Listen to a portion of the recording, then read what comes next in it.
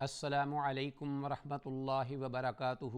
الحمد للہ الذی لم یزل عالما قدیرا سمیعا بصیرا،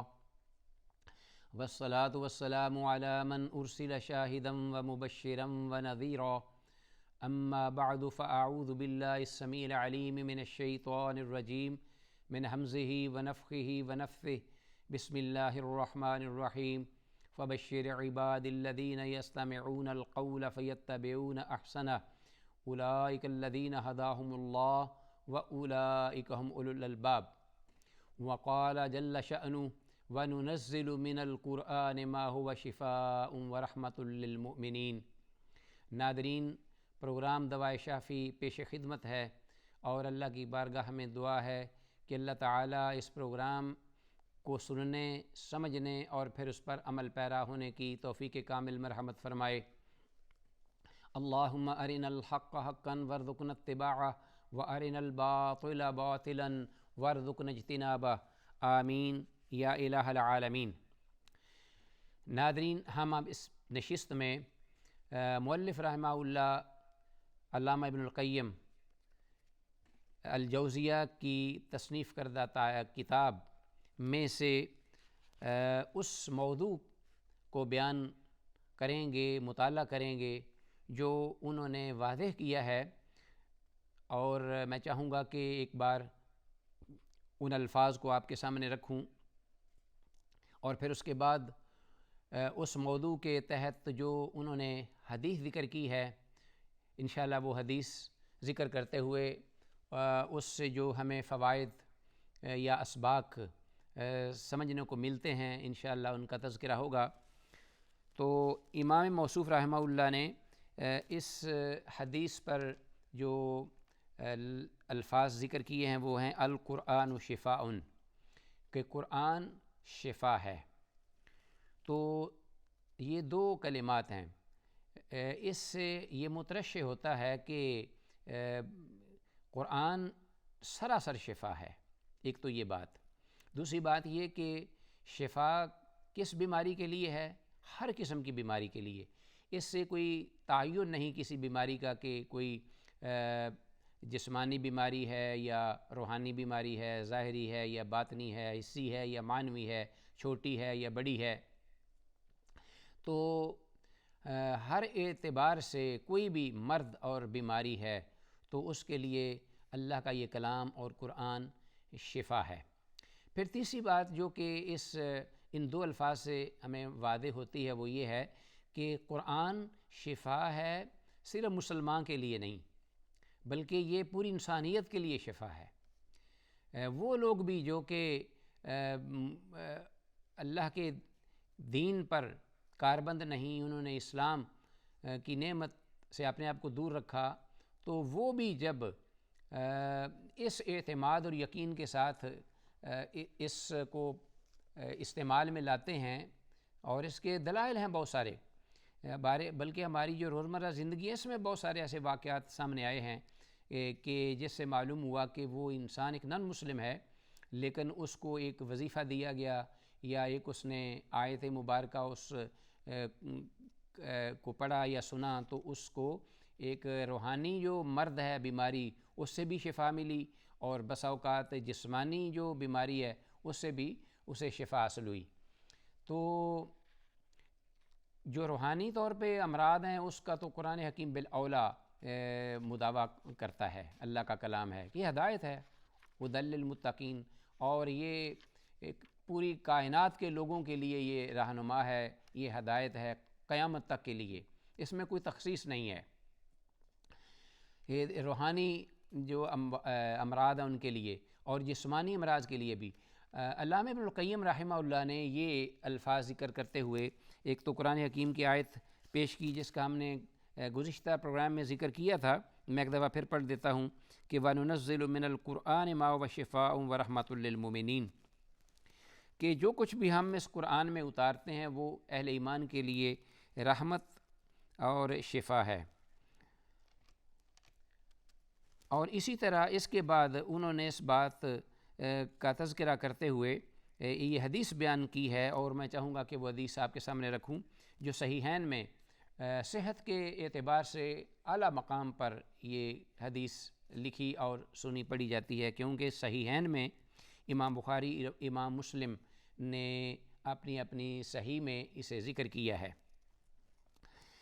کہتے ہیں کہ وقد ثبت فی الصحیحین من حدیث ابی سعید، حضرت ابو سعید خدری رضی اللہ تعالیٰ عنہ سے مروی یہ حدیث صحیحین میں موجود ہے، قال کہ وہ راوی حدیث حضرت ابو سعید خدری رضی اللہ تعالیٰ عنہ فرماتے ہیں کہ انطلق نفر من اصحاب النبی صلی اللہ علیہ وسلم فی سفرۃ سافروہا، کہ اللہ کے نبی صلی اللہ علیہ وآلہ وسلم کے صحابہ وہ اکٹھے ایک جماعت کی شکل میں ایک سفر میں چلے یا گامزن ہوئے۔ ان کے جو اسفار ہوتے تھے ان اسفار میں سے کوئی ایک سفر تھا۔ یہاں وضاحت نہیں ہے کہ کس جگہ کا یا کس وقت کا یہ سفر تھا، لیکن مقصود چونکہ کچھ اور مسئلہ بیان کرنا ہے، اس لیے اس جگہ کا تعین نہیں، ذکر نہیں، اور نہ ہی اس کی ڈیٹیل جو ہے وہ بیان کی ہے حضرت ابو سعید خدری رضی اللہ تعالیٰ عنہ نے حدیث کا ذکر کرتے ہوئے۔ فرمایا کہ اسفار میں سے کوئی سفر تھا، حتی نزلوا علی حی من احیاء العرب، یہاں تک کہ یہ لوگ صحابہ اکرام، ممکن ہے زیادہ امکانی سی بات کا ہے کہ صحابہ جو نکلتے تھے باہر اکٹھے ہو کر مل کر، تو وہ اعلاء کلمت اللہ کی غرض سے نکلا کرتے تھے اکٹھے کسی مہم پر، کسی غزوہ میں رسول اللہ صلی اللہ علیہ وسلم کی جانب سے ہدایت کے مطابق وہ کسی قوم کی طرف جاتے، ان کو سرنگوں کرنے کے لیے اور دین کی سربلندی کے لیے، دین کی نشر و اشاعت کے لیے۔ تو وہ پہنچے ایک عرب مشرک قبائل میں سے ایک قبیلے کے پاس دوران سفر، وہاں انہوں نے پڑاؤ کیا، وہاں ٹھہرے۔ جب دیکھا کہ یہاں کوئی آبادی ہے مقامی،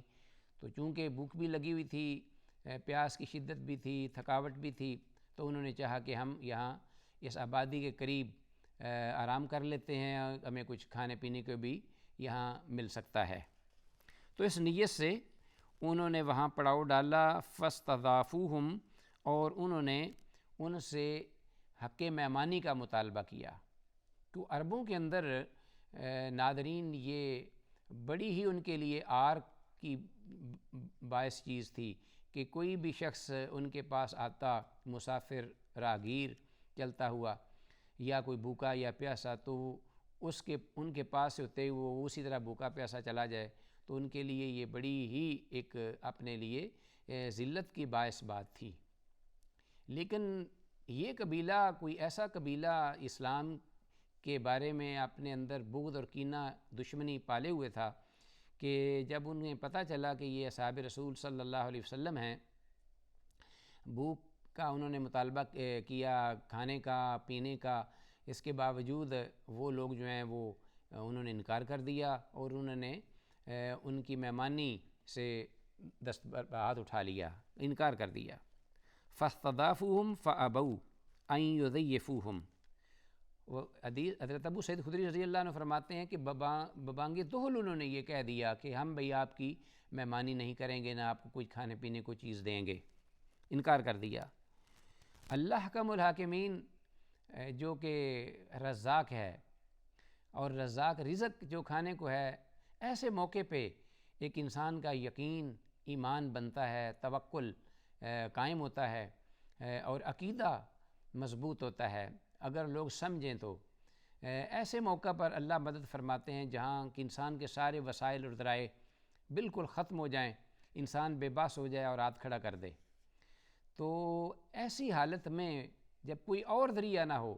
تو اس کو رزق مل جائے، اس کو وہ چیز جس کی اسے ضرورت ہے وہ حاصل ہو جائے، تو ناظرین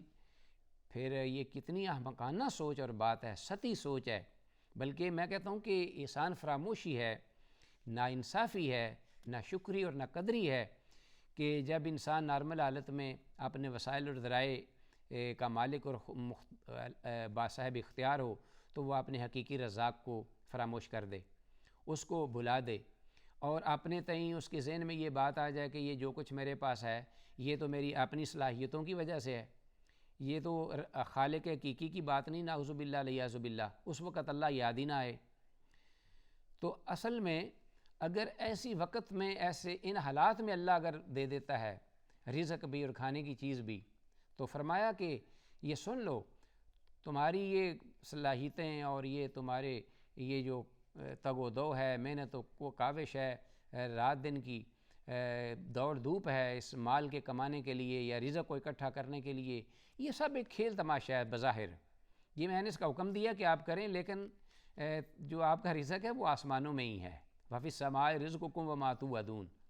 یہ نہیں اللہ نے کہا کہ وَفِي التِّجَارَةِ رِزْقُكُمْ، نہ آپ کی جاب میں آپ کا رزق ہے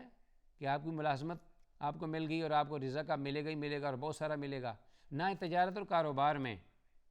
رزق آسمان سے ہی آئے گا۔ یہ آپ کی ظاہری افعال ہیں جو کہ مطلوب ہیں اللہ کی بارگاہ میں کہ محنت کوشش کیجئے، لیکن ذہن میں یہ کبھی نہ آئے کہ یہ رزق جو مل رہا ہے ہماری اس محنت اور کوشش کے بل بوتے پہ ہے، نہیں، یہ اللہ کی توفیق اور اللہ کے ہاں جو سٹور ہے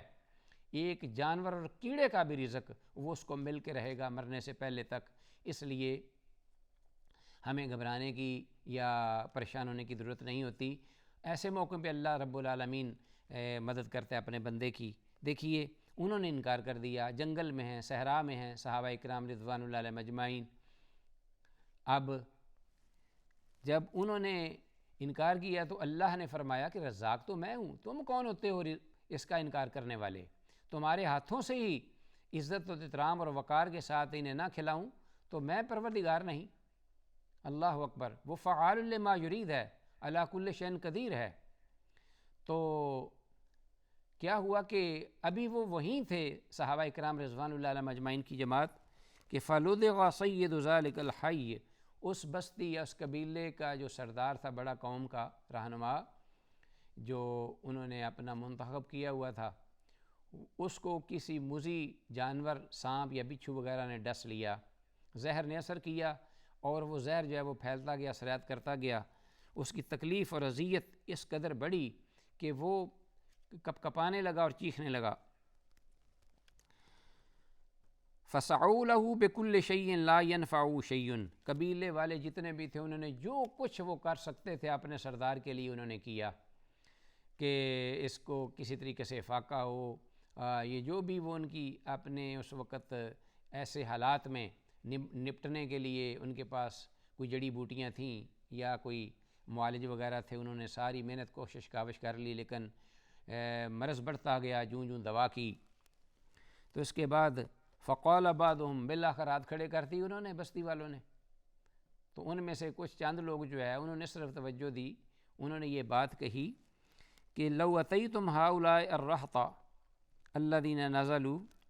لعلہ ان یکون عند بعضهم شیء، کہ تم کیوں نہیں جاتے، یہ جو لوگ پاس ہمارے آئے ہوئے ہیں آج کل اتفاق سے اور خاصی تعداد میں ہیں، ہمارے قریب ہی انہوں نے قیام کیا ہے، ہو سکتا ہے کہ ان میں سے کوئی ایسا آدمی ہو کہ جو اس ہمارے سردار کی تکلیف، اذیت اور دکھ کا مداوع کر سکے اور اس کی اس تکلیف میں کمی آ سکے اور یہ بچ جائے۔ تو انہوں نے صرف توجہ دلائی۔ یہ سارا یہ معاملہ اتفاقی نہیں تھا، یہ ایک آفاقی پروگرام تھا ناظرین، جس کے تحت یہ سب کچھ ہو رہا ہے۔ کو میں کہا کرتا ہوں کہ اگر یوسف علیہ السلام کے بھائیوں کو یہ پتہ ہوتا کہ ہم نے یوسف کو اپنے والد سے الگ کرنے کے لیے یہ ایک ڈرامہ رچایا ہے اور ان کو اندھے کنویں میں وہ اپنے طور پر پھینک کر چلے گئے اس لیے کہ یہ ہم سے جدا ہو جائے، یہیں اس کی موت آ جائے گی تو ہمیشہ کے لیے جدائی ہو جائے گی، تو یوں ہی وہ گئے تو اللہ حکم الحاکمین نے اپنے بندے سے رابطہ کی فرما لیا، لَتُنَبِّئَنَّهُمْ وَأَوْحَيْنَا إِلَيْهِ لَتُنَبِّئَنَّهُمْ بِأَمْرِهِمْ هَٰذَا وَهُمْ لَا يَشْعُرُونَ۔ ان احمقوں کو کیا پتہ ہے کہ کیا میں انتظام کر رہا ہوں، یہ اے میرے بندے پریشان نہ ہونا، یہ تجھے اندھے کنویں میں پھینک کر چلے گئے ہیں تاکہ یہاں تیری زندگی ختم ہو جائے، نہیں، یہ خاتمے کے لیے نہیں گئے، انہیں پتہ نہیں ہے، یہ حقیقت میں تجھے مصر کا تاج و تخت اس کا وارث بنانے کا انتظام کر گئے ہیں۔ ناظرین ذرا صحیح بات آپ اگر اس بات کو غور سے دیکھیں، میں بھی اس کو سوچتا ہوں کہ اگر وہ جو بھائی جو حسد کے مارے بھرے ہوئے تھے یوسف علیہ السلام کے بارے میں، اگر انہیں پتہ چل جاتا کہ یہ کنویں میں پھینکنا جو ہے یہ تاج و تخت کا ذریعہ بنے گا، تو وہ یوسف علیہ السلام کو پیچھے کر کے تو ہر بھائی ان میں سے یہ آگے ایک دوسرے سے لڑائی کر کے وہاں کنویں میں چھلانگ لگانے کی جسارت کرتا، بھئی کنویں میں نے جانا ہے، چھلانگ لگانی ہے، میں وہاں رہوں گا، میں جاؤں گا، تم نہیں جاؤ گے۔ اللہ اکبر۔ تو اصل میں عسیٰ ان تکرہوا شیئا وہو خیر لکم وعسیٰ ان تحبوا شیئا وہو شر لکم، اگر کوئی اللہ کی مخلوق میں سے آپ کے خلاف کوئی اس طرح کی سازش کرنا شروع کر دے، آپ کو تلف کرنے کے لیے، نقصان پہنچانے کے لیے، دکھ دینے کے لیے، تو آپ اس پر گھبرائیے نہیں، پریشانی نہ ظاہر کیجیے، اپنے اللہ سے استعانت کیجیے۔ پتہ نہیں کہ وہی دشمن وہ آپ کو کسی اللہ اس کے ذریعے آپ کو کسی ایسے مقام پہ پہنچانے والا ہے کہ اس کا تصور بھی نہیں۔ تو یہ لوگ جو ہیں انہوں نے یہ کہا کہ بھئی آپ یہ لوگ ایک آئے ہوئے ہیں، ان سے جا کر رابطہ کرو، ہو سکتا ہے ممکن ہے کہ آپ کو کوئی معالج مل جائے۔ تو اس کے بعد فاتوہم یا فاتوہم، وہ آئے ان کے پاس، انہوں نے کہا کہ واقعی بات تو درست اور ٹھیک ہے۔ فقالو، تو انہوں نے کہا یا ایھا الرہط ان سیدنا لدغ، کہ اے قافلے والو ہمارا سردار اس پہ بن گئی ہے، اب تکلیف اور پریشانی کا وقت یہ ہے کہ اسے کسی موذی جانور نے، زہریلے کیڑے نے ڈس لیا ہے اور وہ قریب ہے کہ وہ اپنی زندگی ہار جائے۔ وَسَعِينَ لَهُ بِكُلِّ شَيْءٍ لَا يَنْفَعُهُ شَيْءٌ، ہم نے پوری کوشش کر لی ہے، پورے جتنے ہمارے پاس وسائل یہاں موجود ہو سکتے ہیں اس کو بچانے کے لیے، افاقے کے لیے ہم نے پوری کوشش کر لی ہے، لیکن کسی چیز نے بھی اثر نہیں کیا اور نہ ہی کوئی چیز کارگر ہوئی ہے۔ تو ناظرین، جب اللہ کا حکم نہ ہو تو اس وقت پوری مملکت کے، پوری کائنات کے وسائل وہ بھی اگر استعمال میں لے آئیں تو ان کا اثر نہیں ہوگا، اور جب اللہ کا حکم آ جائے اللہ خاک میں شفا ڈال دیتے ہیں۔ تو اس لیے کوئی ضرر و تکلیف والی چیز جو ہے اللہ کے حکم سے ہی ضرر و تکلیف دیتی ہے، اور شفا بھی من جانب اللہ ہے۔ تو ایسے حالات میں دکھ اور تکلیف کے وقت اللہ کو ہی پکارنا، اللہ سے مدد مانگنا، اللہ رب العالمین اپنے بندے کی مدد کو پہنچتے ہیں اور کہتے ہیں کہ الیس اللہ بکاف عبدہ، کیا اللہ اپنے بندے کو کافی نہیں، اپنی اس کی مدد کے لیے کافی ہے، کوئی شک نہیں ہے۔ تو وہ آئے اور انہوں نے یہ بات کہی اور یہ کہا کہ فہل عند احد منکم شیء، کیا اس کے علاج معالجے کے لیے تمہارے پاس کوئی دارو، کوئی دوا ہے، یا کوئی ایسا آدمی کوئی جو اس کا علاج کر سکتا ہو؟ تو ہمیں فوری طور پر ضرورت ہے اس بات کی کہ ہمارے سردار کا وہ علاج کرے۔ فقال بعضهم نعم،